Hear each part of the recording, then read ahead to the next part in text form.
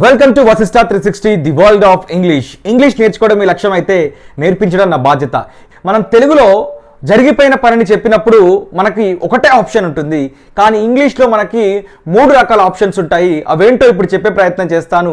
For example, ఆమె కాలేజీకి వెళ్ళింది అని చెప్పడానికి మనకు ఒకటే ఆప్షన్ ఉంటుంది, ఒకటే దానికి కండిషన్ ఉంటుంది. కానీ ఇంగ్లీష్లో మనకి 3 రకాలుగా ఉంటుంది. ఎలా ఉంటుంది అని అంటే ఇక్కడ చూడండి, షీ వెంట్ టు కాలేజ్. ఒకవేళ వెంట్ అనే past form of the verb గుర్తు రాకపోతే she did go to college అని చెప్పొచ్చు. So she did go to college అన్నా లేకపోతే వెంట్ టు కాలేజ్ అన్నా ఒకటే, ఎందుకంటే డిడ్ ఆల్రెడీ మనము హెల్పింగ్ వర్బ్ కింద పాస్ట్ ఫామ్ని యూజ్ చేసాము, దాని తర్వాత వర్బ్ని V1 ఫామ్లో ఫస్ట్ ఫామ్లో యూజ్ చేసాము. ఇలాగే చెప్తాము, మనకు తెలుసది. దీన్ని మనం ఎలా యూజ్ చేయాలో ఆల్రెడీ మనం నేర్చుకున్నాము. దాన్నే she has gone to college అని కూడా చెప్పొచ్చు. బేసికల్గా I have gone to college, she has gone to college అని వెరీ రేర్గా యూజ్ చేస్తారు. బట్ ఇక్కడ చూడండి, she has gone to college, దాన్నే she had gone to college అని యూజ్ చేయొచ్చు. మరి అర్థం ఏమైనా తేడా ఉందా అని అడిగింది అనుకోండి, అసలు అర్థం ఎలాంటి డిఫరెన్స్ అనేది ఉండదు. 1% డిఫరెన్స్ కూడా అక్కడ మీనింగ్ అనేది డిఫరెన్స్ ఉండదు. సెంటెన్స్ ఫార్మేషన్ మాత్రమే డిఫరెంట్గా ఉంటుంది, కానీ మీనింగ్ మాత్రం డిఫరెన్స్ అనేది ఏమీ ఉండదు, రాదు. షీ వెంట్ టు కాలేజ్ అంటే ఆమె కాలేజ్కి వెళ్ళింది, she has gone to college అంటే కూడా ఆమె కాలేజ్కి వెళ్ళింది, she had gone to college అన్నా కూడా ఆమె కాలేజ్కి వెళ్ళింది. ఒకవేళ ఇక్కడ వెంట్ టు కాకుండా షీ రోట్ ఏ లెటర్ అని తీసుకున్నాం అనుకోండి, she did right A letter అని కూడా మనం చెప్పొచ్చు. అదేవిధంగా she has return A letter అని కూడా చెప్పొచ్చు. అదేవిధంగా she had written A letter అని కూడా చెప్పొచ్చు. మనకు తెలుగులో ఒకటే అర్థం వస్తుంది, ఆమె ఒక లేఖ రాసింది. కానీ ఇంగ్లీష్లోకి వచ్చేసరికి she did right A letter, she wrote a letter అంటే ఆమె ఒక లేఖ రాసింది. She has return A letter అంటే ఆమె ఒక లేఖ రాసింది. She had written A letter అంటే ఆమె ఒక లేఖ రాసింది. అదేవిధంగా ఇక్కడ ఇంకో ఎగ్జాంపుల్ ఇచ్చాను, I took coffee or breakfast what ever. నేను కాఫీ తీసుకున్నాను లేదా బ్రేక్ఫాస్ట్ తినేసాను అని చెప్పాలనుకోండి, కాఫీ తాగాను బ్రేక్ఫాస్ట్ తినేసాను, లేకుంటే బ్రేక్ఫాస్ట్ అని తీసుకోండి. ఇక్కడ యూ టేక్ ఎనీథింగ్, బ్రేక్ఫాస్ట్ తాగేసానని చెప్పాలనుకోండి. ఈ తెలుగులో మనకు ఒకటే ఆప్షన్ ఉంది, నేను కాఫీ తాగేసాను, నేను బ్రేక్ఫాస్ట్ టిఫిన్ చేశాను లేదా లంచ్ తీసుకున్నాను అని చెప్పడానికి I took coffee, breakfast, lunch, dinner, supper what ever, నేను తినేసాను తాగేసాను అని చెప్పడానికి. అందుకే చూడండి, ఇక్కడ ఒక ఆప్షన్ ఇచ్చాను మీకు. ఇంగ్లీష్లో ఈటెన్, డ్రంక్, టేకెన్ అంటే ఒకటే మీనింగ్ వస్తుంది మనకు. డ్రంక్ అంటే తాగడం, దాన్ని మనం తీసుకోవడం, పుచ్చుకోవడం అంటాం. ఈటెన్ అంటే తినడం, దాన్ని మనము తీసుకోవడం అని అంటాం. టేకెన్ అన్నా కూడా ఇంగ్లీష్లో తినడం గురించే వస్తుంది, అండ్ దాన్ని మనం హ్యాడ్తో కూడా రిప్లేస్ చేసుకోవచ్చు. ఫర్ ఎగ్జాంపుల్, మనం చాటింగ్ చేస్తున్నప్పుడు హ్యాడ్ యువర్ డిన్నర్ అంటారు.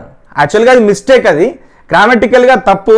ఏమనాలి అంటే have you had your dinner అనాలి. ఏమనాలి? సాధారణంగా అందరు చేసే మిస్టేక్ ఏంటి? హ్యాడ్ యువర్ డిన్నర్ అంటారు. ఇది కరెక్టా? మరి ఇది గ్రామటికల్గా తప్పు, అప్పుడు మనం ఏమనాలంటే చూడండి, కరెక్ట్ ఏంటి అని అంటే have you had your dinner అని అడగాలి. Have you had your dinner. ఎందుకు అని అంటే హ్యావ్ అనేది హెల్పింగ్ వర్బ్ కింద తీసుకున్నాము. ఈ హ్యాడ్ అనే దాన్ని ఈ ఈటెన్ లాగానో లేకపోతే డ్రంక్ లాగానో టేకెన్ లాగానో వీటి బదులుగా మనం హ్యాడ్ని మనం తీసుకున్నాము. వర్బ్ మనకు తెలుసు పాస్ట్ పార్టిసిపుల్ ఫామ్లో యూజ్ చేయాలి. మనకు హ్యావ్ వచ్చినప్పుడు వర్బ్ పాస్ట్ పార్టిసిపుల్ ఫామ్లో యూజ్ చేయాలి. కాబట్టి ఇక్కడ ఇచ్చినటువంటి హ్యాడ్ ఈటెన్కి బదులుగా, డ్రంక్ బదులుగా, టేకెన్కి బదులుగా మనం యూజ్ చేస్తున్నాం. సో ఇక్కడ ఇంకొక ఎగ్జాంపుల్ ఏంటి? ఐ టుక్ కాఫీ అని చెప్పొచ్చు. ఈ టుక్ గుర్తు రాకపోతే డైరెక్ట్గా మనము డిడ్ ప్లస్ టేక్ అని కూడా చెప్పొచ్చు.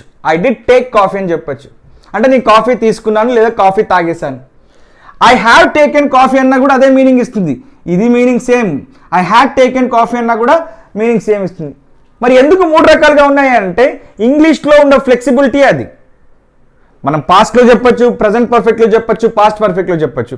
కానీ గుర్తుపెట్టుకోండి, ఇక్కడ ఈ టేకెన్ బదులు చెప్పాను కదా ఆల్రెడీ, టేకెన్ బదులు హ్యాడ్ యూజ్ చేయొచ్చు అని చెప్పి ఈ టేకెన్ తీసేసి ఐ హ్యావ్ హ్యాడ్ కాఫీ అని కూడా చెప్పొచ్చు. అండ్ కొన్నిసార్లు మనం న్యూస్ పేపర్ చదువుతున్నప్పుడు, బుక్స్ చదువుతున్నప్పుడు హ్యాడ్ పక్కన ఇమీడియట్గా మళ్ళీ హ్యాడ్ వస్తుంది. ఐ హ్యావ్ హ్యాడ్ కాఫీ అంటే ఇక్కడ ఇదేమో హెల్పింగ్ వర్బ్ కింద తీసుకున్నాము, దీన్నేమో వర్బ్ని పాస్ట్ పార్టిసిపుల్ ఫామ్లో తీసుకొని చెప్తున్నాము. అంటే దీని అర్థం ఏంటి? తీసుకున్నాను, పుచ్చుకున్నాను, తినేశాను, తాగేశాను అని దాని అర్థం అన్నట్టు హ్యాడ్ అంటే. Instead of using eaten, drunk, taken, we're just simply using had. So I have taken అనే బదులు ఐ హ్యావ్ హ్యాడ్ కాఫీ అని చెప్పొచ్చు. I have had coffee, I had coffee అన్నా కూడా సేమ్ మీనింగ్ వస్తుంది. ఐ హ్యావ్ హ్యాడ్ కాఫీ అన్నా కూడా.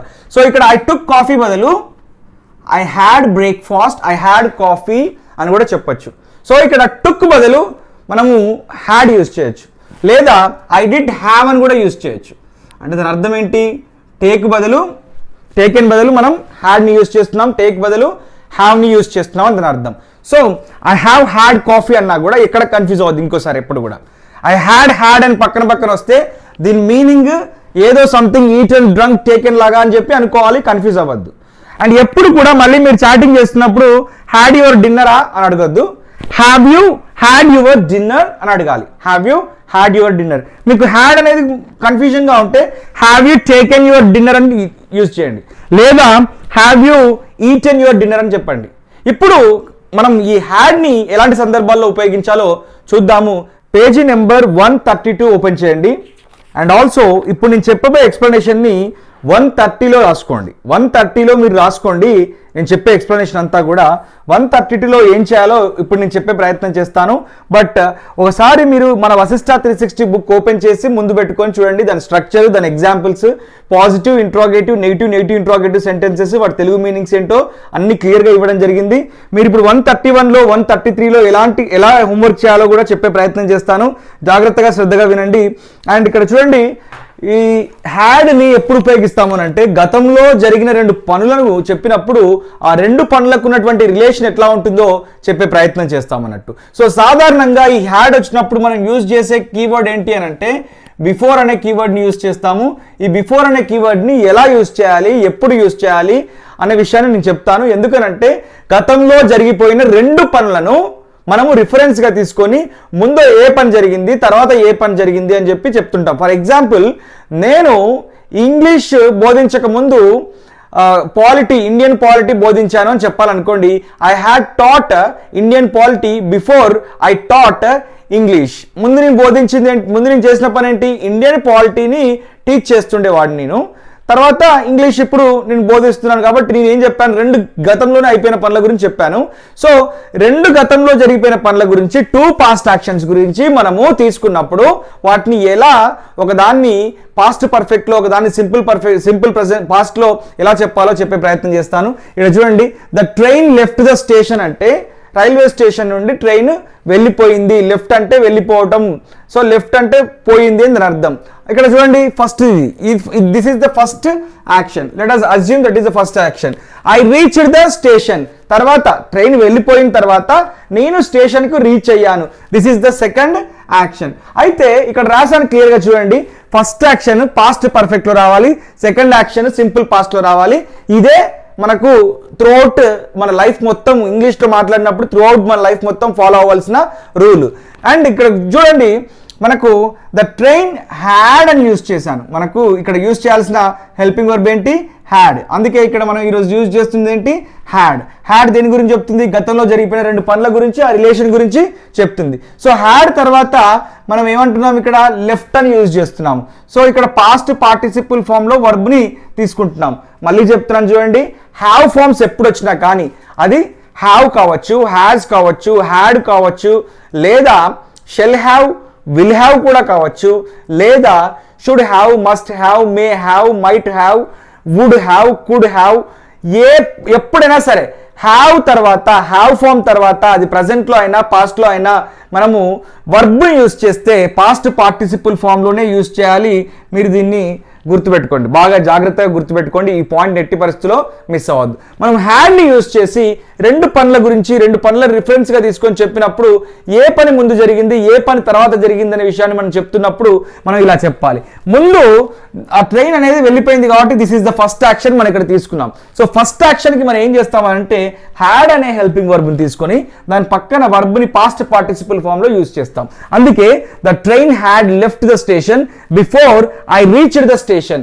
నేను స్టేషన్కి వెళ్ళక ముందే ట్రైన్ వెళ్ళిపోయింది అని దీని అర్థం. ఐ రిపీట్, నేను స్టేషన్కు వెళ్ళక ముందే ట్రైన్ వెళ్ళిపోయింది. ముందు ట్రైన్ వెళ్ళిపోయింది, తర్వాత నేను రీచ్ అయ్యాను కాబట్టి నేను ఇట్లా తెలుగులో చెప్పినప్పుడు మనకు సెంటెన్స్ ఫార్మేషన్ రివర్స్లో ఉంటుంది. నేను వెళ్ళక ముందే ట్రైన్ వెళ్ళిపోయింది అని దాని అర్థం ఇక్కడ. నెక్స్ట్, ఐ టుక్ బ్రేక్ఫాస్ట్ ఇది first action. I came to office ఇది సెకండ్ యాక్షన్. మన రూల్ ప్రకారం ఫస్ట్ యాక్షన్ ఏమో పాస్ట్ పర్ఫెక్ట్లో had plus verb in the past participle ఫామ్లో రావాలి. ఎలా రావాలి? హ్యాడ్ తర్వాత దీని పక్కన వర్బ్ పాస్ట్ పార్టిసిపల్ ఫామ్లో రావాలి. ఇప్పుడు చూద్దాం. I had taken breakfast. I had taken breakfast before I came to office. అందుకే ఇక్కడ చూడండి, ఈ హ్యాడ్ తర్వాత వర్బ్ పాస్ట్ పార్టిసిపల్ ఫామ్లో పాస్ట్ పర్ఫెక్ట్లో ఇది వచ్చింది ఈ సెంటెన్స్. ఈ బిఫోర్ అన్న కీవర్డ్ యూజ్ చేసిన తర్వాత ఇక్కడ సింపుల్ పాస్ట్లో వచ్చింది. ఇక్కడ కూడా చూడండి, ఇది పాస్ట్ పర్ఫెక్ట్లో ఈ సెంటెన్స్ వచ్చింది. బిఫోర్ అన్న కీవర్డ్ యూజ్ చేసిన తర్వాత ఇది సింపుల్ పాస్ట్లో వచ్చింది ఈ సెంటెన్స్. ఇక్కడ ఇంకొక ఎగ్జాంపుల్ ఇస్తున్నాను. Pawan Kalyan acted in 25 movies అనేది ఫస్ట్ యాక్షన్. అతను ముందు యాక్టర్ కాబట్టి, ఒక హీరో కాబట్టి అతను 25 సినిమాలు నటించాడు. తర్వాత హీ ఎంటర్డ్ పాలిటిక్స్. ఇప్పుడు దీన్ని మనం ఎలా చెప్పచ్చు అని అంటే, పవన్ కళ్యాణ్ హ్యాడ్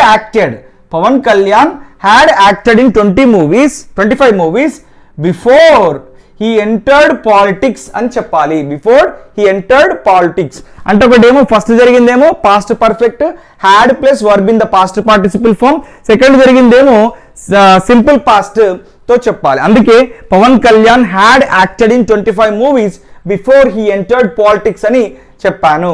సో మీరు కూడా మన వశిష్ట 360 బుక్లో 130 పేజీలో ఇచ్చినట్టుగా మీరు కూడా పాజిటివ్ ఇంట్రాగేటివ్ నెగిటివ్ ఇంట్రాగేటివ్ సెంటెన్సెస్ని అలాగే ఫ్రేమ్ చేసి చెప్పాలి. ఇప్పుడు ఈ హ్యాడ్తో పాజిటివ్ ఇంట్రాగేటివ్ నెగిటివ్ ఇంట్రాగేటివ్ సెంటెన్సెస్ని ఎలా ఫ్రేమ్ చేయాలో నేను కూడా చెప్పే ప్రయత్నం చేస్తాను. ఈ హ్యాడ్ని ఎప్పుడు యూజ్ చేయాలి అని అంటే 2 పాస్ట్ యాక్షన్స్, గతంలో జరిగిపోయిన 2 పనుల గురించి యూజ్ చేస్తాము. ఇక్కడ క్లియర్గా తెలుగులో ఇంగ్లీష్లో దాని డెఫినేషన్ ఏంటో రాశాను. కొంచెం కన్ఫ్యూజన్ ఉంటుంది రాసినప్పటికీ కూడా దాని ఎక్స్ప్లెనేషన్ ఏంటో పూర్తిగా ఇప్పుడు ఇచ్చే ప్రయత్నం చేస్తాను. జాగ్రత్తగా శ్రద్ధగా చూడండి. ఒక పనిని గతంలో చేయడానికి ముందు చేసిన మరొక పనిని తెలిపినప్పుడు కన్ఫ్యూజన్ ఉంది, నాకు తెలుసు ఆ విషయం. To express an action that happened before another action in the past. Confusion ఉంది, ఆ విషయం నాకు తెలుసు. ఈ కన్ఫ్యూజన్కి క్లారిటీ రావాలి అని అంటే మీరేం చేస్తారు అని అంటే, మన Vashishta 360 spoken English book open చేసి 130 పేజ్ ముందు పెట్టుకొని కూర్చోండి. అండ్ ఇక్కడ ఉన్నటువంటి స్ట్రక్చర్ని దీని అంతా కూడా ముందు పెట్టుకొని చూడండి ఒకసారి. 130 పేజ్ని ముందు పెట్టండి. ఇక్కడ ఇచ్చినటువంటి box for detailed explanation watch Vashishta 360 YouTube channel అని ఉంది కదా, అక్కడ మీరు ఇదంతా రాసుకోండి. అండ్ ఏం లేదు, గుర్తుపెట్టుకోండి, వశిష్ట 360 పుస్తకం కనుక మీకు కావాలి అని అనుకుంటే అమెజాన్లో కానీ ఫ్లిప్కార్ట్లో కానీ దొరుకుతుంది. అమెజాన్లో ఫ్లిప్కార్ట్లో ఎక్కడ దొరుకుతుంది, ఎలా దొరుకుతుందని చెప్పి మీకు డౌట్ ఉంటే కనుక ఈ వీడియో డిస్క్రిప్షన్లో లింక్ ఇస్తాను. తర్వాత కామెంట్ డిస్క్రిప్షన్లో కూడా నేను లింక్ ఇస్తాను, కామెంట్లో పిన్ చేస్తాను దాన్ని, లేదా మీరు డైరెక్ట్గా కూడా కొనొచ్చు. ఇక్కడ చూడండి, ఇప్పుడు మనకి హ్యాడ్ వచ్చినప్పుడు, హ్యావ్ ఫార్మ్స్ వచ్చినప్పుడు ఎప్పుడైనా సరే హ్యావ్ కావచ్చు, హ్యాస్ కావచ్చు, హ్యాడ్ కావచ్చు, వర్బుని ఎప్పుడు కూడా పాస్ట్ పార్టిసిపుల్ ఫామ్లో యూజ్ చేయాలి. ఒక చిన్న కరెక్షన్ ఏంటి అని అంటే, మనకు బుక్లో 130 పేజీ నెంబర్లో, ఐ రిపీట్ 130 పేజీ నెంబర్లో మనకి పాస్ట్ పార్టిసిపుల్ ఫామ్ అని లేదు, బేస్ ఫామ్ అని ఉంది. ఒకసారి ఆ బేస్ ఫామ్ని కొట్టేసి, టైపింగ్ ఎర్రర్ అయింది అది ఒకసారి కొట్టేసి పాస్ట్ పార్టిసిపుల్ ఫామ్ అని రాసుకోండి. పాస్ట్ పార్టిసిపుల్ ఫామ్ మీకు అర్థం కావాలి అని అంటే మీరు క్లాస్ 3ని క్లాస్ 4ని ఒకసారి చూడండి, ఒకసారి ఈజీగా అర్థమవుతుంది. పాస్ట్ పార్టిసిపుల్ ఫామ్ అంటే ఏంటి, V5 form of the verb అంటే ఏంటో అర్థం అవ్వాలంటే క్లాస్ 3 అండ్ క్లాస్ 4ని ఒకసారి మీరు చూడండి. పాస్ట్ ఫామ్ తర్వాత వచ్చేది, పాస్ట్ టెన్స్ ఫామ్ తర్వాత వచ్చేది పాస్ట్ పార్టిసిపుల్ ఫామ్. అది క్లియర్గా అర్థం అవ్వాలంటే 2 ఆల్రెడీ వీడియోస్ చేశాను, 3 and 4 45 డేస్ స్పోకెన్ ఇంగ్లీష్ ఛాలెంజ్లోనే చేశాను. ఇక్కడ మనకు హ్యావ్కి ఫాస్ట్ ఫామ్ హ్యాడ్ కాబట్టి ఈ హ్యాడ్తో కూడా మనం జరిగిపోయిన పనులను చెప్తుంటాం అన్నట్టు. సో ఇక్కడ సబ్జెక్ట్ ప్రొనౌన్స్ అయినటువంటి 7 సబ్జెక్ట్ ప్రొనౌన్స్ అయినటువంటి I, we, you, they, he, she, it ఇవన్నీ కూడా ఈ హ్యాడ్కి కామన్గా ఉంటాయి. అండ్ వర్బుని హ్యావ్ ఫార్మ్స్ ఎప్పుడు వచ్చినా కూడా వర్బుని ఏ ఫామ్లో యూజ్ చేయాలి, పాస్ట్ పార్టిసిపుల్ ఫామ్లో యూజ్ చేయాలి. Never ever forget this. And గుర్తుపెట్టుకోండి, వి హ్యాడ్ విజిటెడ్ తిరుపతి అని ఒకటి చెప్పాను అనుకోండి, ఇక్కడ హెల్పింగ్ వర్బ్ ఏంటి, హ్యాడ్. అప్పుడు ఏం చేయాలి, దీని పాజిటివ్ సెంటెన్స్ లో ఉంది వి హ్యాడ్ విజిటెడ్ తిరుపతి అంటే మేము తిరుపతిని దర్శించుకున్నాము, సందర్శించాము అని దాని అర్థం వస్తుంది. హ్యాడ్ తర్వాత వర్బ్ ఏ ఫామ్ లో వచ్చింది, ఇక్కడ పాస్ట్ పార్టిసిపుల్ ఫామ్ లో వచ్చింది. ఇక్కడ చూడండి, హ్యాడ్ తర్వాత వర్బ్ పాస్ట్ పార్టిసిపుల్ ఫామ్ లో రావాలన్నాను కదా.